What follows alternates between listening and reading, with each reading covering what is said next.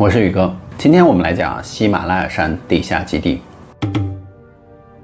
在1969年的法国农民罗伯特被一股神秘的力量引领到了喜马拉雅山山脉的深处，进入了一个外星基地。在那里他就度过了1年奇幻的时光，与外星文明共同生活和工作。这一段经历被外星人要求保密40年，所以罗伯特严格遵守了这一承诺。直到2005年经历了现实社会的腐败和堕落后的罗伯特决定向世界宣传自己的所见所闻。在这本书中就揭秘了罗伯特对一个神秘的地下基地的一个描述。这个基地据说位于拉达克附近。拉达克这个地方在哪儿呢？这个地方就是位于现在的印度是印度人口最稀少的地方，也是拉达克族活动的地区。而拉达克的文化与历史都与西藏是密切相关的。罗伯特就说这个庞大的基地设施完全就隐藏在了地下，有一部透明的不定时出现的电梯与地面连接，所以一般人甚至是卫星都无法侦测得到。罗伯特就声称他与外星人的互动充满了尊重与礼貌。当罗伯特进入地下基地的时候外星人就告诉他，这个地下基地有3层，你可以任意活动，但是有3间房间千万不能够进入。罗伯特好奇的就问外星人说，为什么我不能够进入呢？外星人回答就说因为你们人类的基因组织与我们是不同的，这3个房间是具有强大电磁力的，如果你贸然进入就会损害自己的身体甚至是生命。原来这些房间就是用于维持整个设备技术运转的这个关键所在。所以之所以外界找不到这个基地正是因为这些力量的关系。当罗伯特离开外星基地之后身体就被打入了一种高科技植入物。原来是外星人认为以目前人类发展和智慧是被禁止知道他们所存在的。然而这种植入物不仅能够在它的背部移动，而且先进的技术使其在 X 光机下也不可见。而这一细节在2012年的法国土伦世界 UFO 大会上得到了验证。当时一位具有超自然能力的接触者对罗伯特进行了体检，并观察到他的背部有异常的震动。那罗伯特的案例无疑是一场令人叹为观止的宇宙级的揭秘。他所接触的外星文明不仅罕见更包含着丰富的内容。他向我们展示了一个窗口，我们可以了解到那些遥远星际居民的技术成就、思维方式、行为习惯以及社会的组织结构，甚至我们还可以了解到外星世界的浩瀚以及我们人类的渺小。而这些外星人自称是星际成员，宣称在多个星系中播下生命的种子，并直接向9位高维的外星人报告这个星球的观察。那大家还记得吗？宇哥之前有讲过9位一体吗？宇宙中是由9个神来控制的。所以说会不会觉得这2者很相似呢？那罗伯特将这些信息精心整合于他的著作，并公开的演讲与观众互动。那这些内容不仅超越了原始书籍的范畴更是无价之宝，简直让人脑洞大开嘛。那接下来宇哥就带大家进入一场外星旅程。时间就回溯到1966年的6月了，这是罗伯特第一次接触外星人的场景。他说在法国南部的阿韦隆地区在那个布满星空的夜晚他说我就第一次听说到了光球的存在。尽管起初我当时对此半信半疑嘛。在1966年的6月25日凌晨1点钟我刚从吕纳克这个村庄的派对中回家。当我驾车穿过田野间的时候，就快到家的时候就发现家中的前月灯光异常的明亮。由于平常这个时间家人早已入睡了，所以很不寻常嘛。他说当时我就在想，或许是家中的动物生病了，还是家里有什么事情呢？当我停好车，发现我的祖母焦急的就跑出屋外告诉我说亲爱的，有神秘的光球在夜空中它们从我们的田里升起，飘向我们的房屋。他说我担心这会引起火灾于是我立刻就四处张望，却没有看到任何光球的踪迹。在隔年的1967年的一个寒冷的冬夜我父亲的声音划破了寂静他说快来看那些光球又出现了。于是我蹑手蹑脚的走出谷仓一样还是什么都没有看到。那第二天当我正忙着给动物们喂食的时候父亲再次的喊道说他们又回来了。这一次我毫不犹豫的冲了出去在夜空中一艘巨大的子弹型的飞船映入了眼帘，下面漂浮着奇异的光球，时间大约是晚上的10点半到11点之间。他说我就在前院和房子的后面来回奔跑，试图驱赶这些神秘的光球。它们在路中间闪烁着光芒，仿佛在与我捉迷藏一样。他说看着父亲因为这些光球焦虑的那种模样我心中当时就是有一股冲动我不能够再这样袖手旁观了。于是他说我突然就对父亲说我想出一个好主意，我要开车靠近他们。于是我就启动了汽车。在这个时候光球就开始缓慢的移动了。于是我紧追不舍嘛，大约行驶了1到2英里之后呢，它们突然之间转向了右侧的丛林之中消失不见了。那紧接着呢，一个带有双侧圆顶的飞碟就出现在我的视线中，周围的温度瞬间急剧上升，热浪扑鼻而来。突然我就感觉到呼吸很困难，意识呢逐渐就模糊了起来。当我再次醒来的时候呢，我发现自己躺在一条沟渠里面。回到家中的时候已经是凌晨4点了，家中灯火通明，父母焦急地等待我的归来嘛。当我回去的时候，他们就说：“你知不知道现在几点了？我们已经等了你好几个小时了。”之后呢，那些神秘的光球仍然会时不时地出现在我们眼前。有一天夜晚呢，他说这个光球再次出现在我面前。他说我盯着它的周围散发的光线呢，沿着这个光线我就看到了像头灯一样的东西。那个东西呢，渐渐地变得异常的巨大。几分钟之后呢，整个房间都被这个光芒填满。从这些光芒中呢，他说我隐约有看到9个人的身影。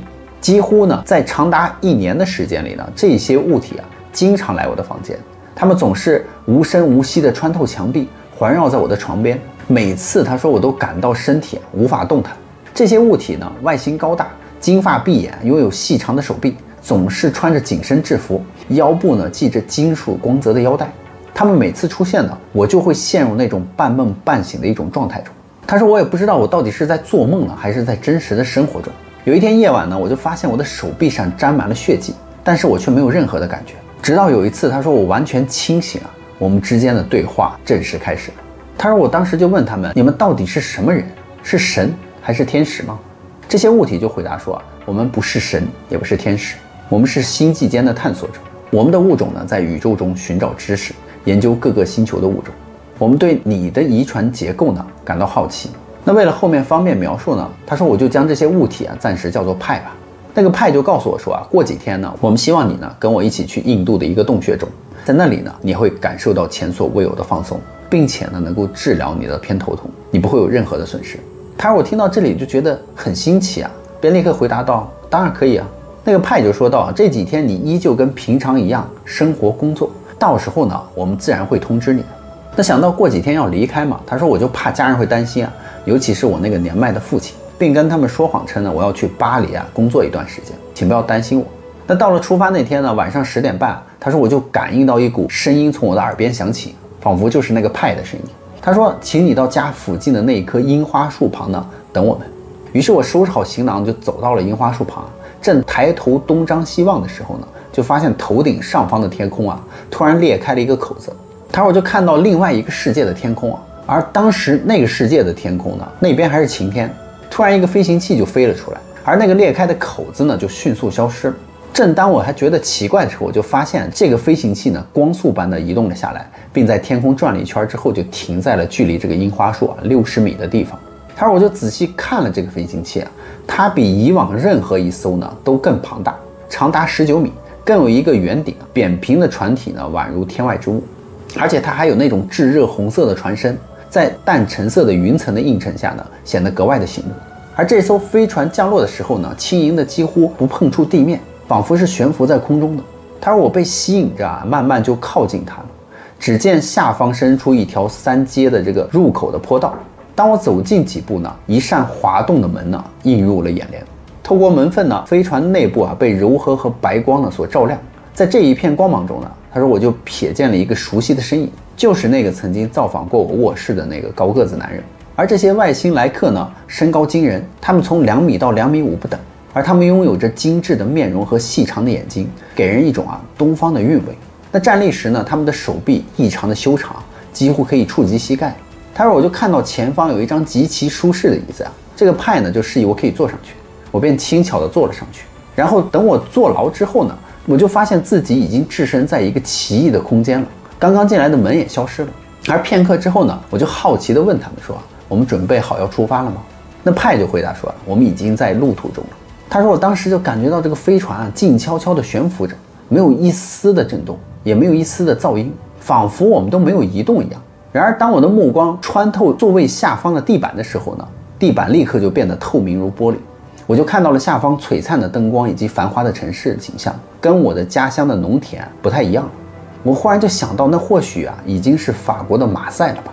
这就是马赛的夜景吧？那派说呢，我们正在4万米的高空行驶。那随着时间的流逝呢，我就看见飞行器进入了天空中一个神秘的洞口，仿佛打开了一个通往另外一个宇宙的门户。我们明明身处在晚上，可是眼前却出现了一大片交错的蓝天。大约50分钟至1个小时之后呢，我们就抵达了喜马拉雅山脉。那在拉达克地区的某个隐藏的角落降落了，飞行器进入了漏斗形的一个入口，蜿蜒曲折的那个隧道就进入了基地的核心区域，一个巨大的机库。当舱门缓缓打开呢，我踏出飞船，这里的每一处设计都呈现出了优雅的拱形的线条，没有任何的尖锐的棱角。那机库内的工作人员呢，就指引我前往卧室方向。前面呢有一张熟悉的床铺和一个现代化的卫生间设施，唯一不同的是这些设施呢都是由柔软的材料覆盖在每一个表面的，而卫生纸呢则整齐地摆放在这个水槽上方，一切呢都如此完备令人心满意足。那在我安顿下来之后呢，有人就轻声地提醒我休息，并告诉我呢约定在第2天早上我们再见面。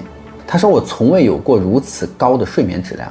直到清晨呢，我慢慢的自然地睁开双眼，派呢就带我进入了一间充满温馨氛围的用餐室。室内呢摆放着一张古色古香的木桌，以及贴合人体曲线的那种椅子。桌子上呢香气四溢的咖啡吸引着我。他说我就喝了一口那熟悉的咖啡的味道仿佛让我想到了跟我妈妈煮的一样。用完早餐之后呢，我就回到房间上了个厕所，发现在水槽旁呢有一把剃须刀，它的外观呢和功能都与我在家中使用的那把惊人的相似。他说这种小小的细节就让我感到意外仿佛这个新环境呢已经与我的日常生活无缝链接了。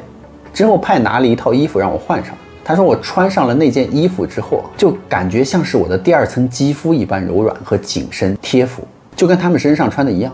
而这件连身服呢轻盈精致，无缝链接，一体式的设计，颈部、脚踝和手腕处呢都留有开口，展现出它令人惊叹的弹性。